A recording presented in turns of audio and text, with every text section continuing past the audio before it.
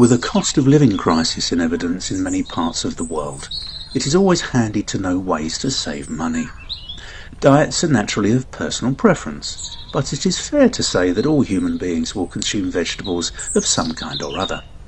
So, depending on where you live in the world, it might be of interest to know that there are several weeds that sometimes grow in abundance that are both edible and nutritious, and here are our top picks.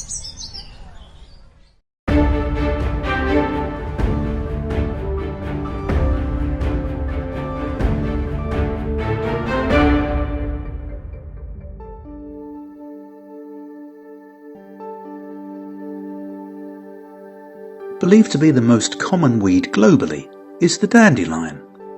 The innermost younger leaves are delicious in salads, whilst all the leaves are equally edible if cooked, pretty much ending up like spinach, and are a great source of vitamins C, A and K, as well as being high in potassium. You are going to mention to be sure that no pesticides have been used, right? Yes, and be sure to make sure that no one has used any lawn treatments or otherwise before making your selection. If you wanted to try making tempura batter for some of the new flowers too, they taste just like popcorn. If you bite into a bunch of flowering wild mustard, it can literally taste like eating a spoonful of Dijon mustard. This plant is so hardy that it can be found in Greenland and near the North Pole. Use its clustered bright yellow small flowers as garnishes, or pick the pods after the plants have gone to seed to eat as they are, or pickle them. Experienced foragers may also work with the leaves, which tend to be tough but soften with cooking and are packed with vitamins. Are there any common confusions that might look similar? Yes.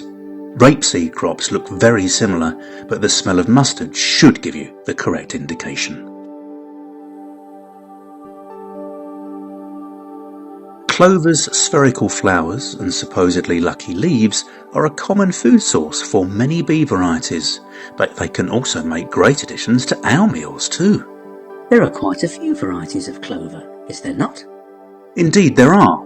There are two main types of clover, the most common being red clover, which grows tall, and white clover, which spreads outwards. Both are rich in protein, minerals and carbohydrates. Small amounts of raw clover leaves can be chopped into salads or sautéed and added to dishes for a green accent. The flowers of both red and white clover can be eaten raw or cooked, or indeed dried for clover tea. Another extremely common weed is the rather ouchy stinging nettle.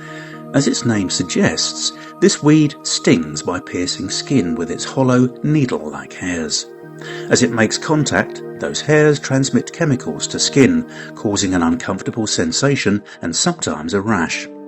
In other words, it's not the first plant you'd think to reach for if you fancied a snack.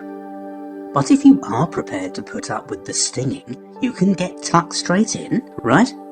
No, it must be cooked or dried first. Don't attempt to eat the stinging leaves raw, but when prepared, it's entirely harmless and tastes like tangy spinach. A common winter weed in warm and mild regions of the United States and elsewhere is hairy bittercress. It features a low-growing rosette that produces white, four-petalled spring flowers on a tall stem. The plant is part of the mustard family and has a sharp, peppery flavour similar to watercress. It is best eaten raw, either as a salad green or mixed into salsas and pestos, as cooking it can remove much of its flavour. Is it full of goodness too? Yup, it certainly is. Hairy bittercress, like other plants in the mustard family, is high in antioxidants, vitamin C, calcium and magnesium. Ubiquitous throughout Europe, wild garlic can also be found in other parts of the world too, with comparable climates. It tastes like garlic, of course, only grassier. The flavour is milder than the pungent aroma these plants put off. Indeed, you'll likely smell them before you see them. But can we only eat the leaves? Nope. Every part of the plant is edible, from the bulbs to the seed heads. You can grind it into a pesto, add it raw to salads and sandwiches for a tangy kick, or saute it and eat it plain.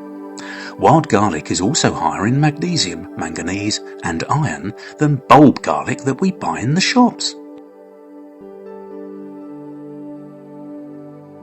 Goosegrass, or sticky buds, is most known for clinging to our clothes when we are passing through overgrown areas in the garden or elsewhere. Stems are square in cross-section and covered in hooked hairs, whilst the leaves are small, thin and hairy when they grow in small rosettes along the vertical stem.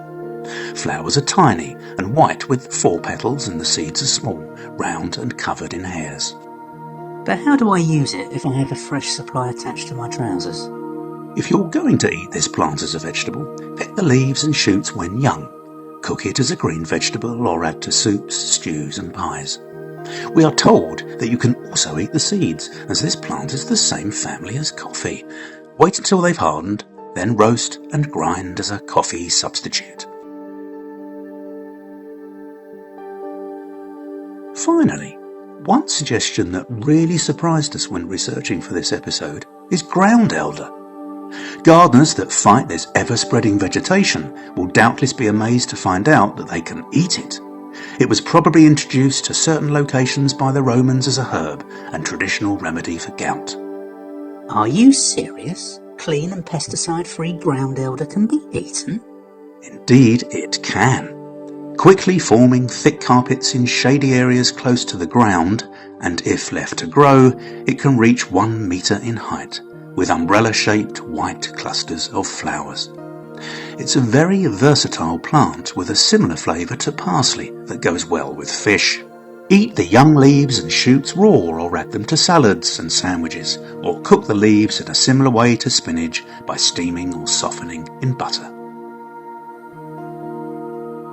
Remember to be sure that no animals have been near any area in which you forage, nor pesticides or other nasty things, and always refer to an experienced forager if you are in any doubt.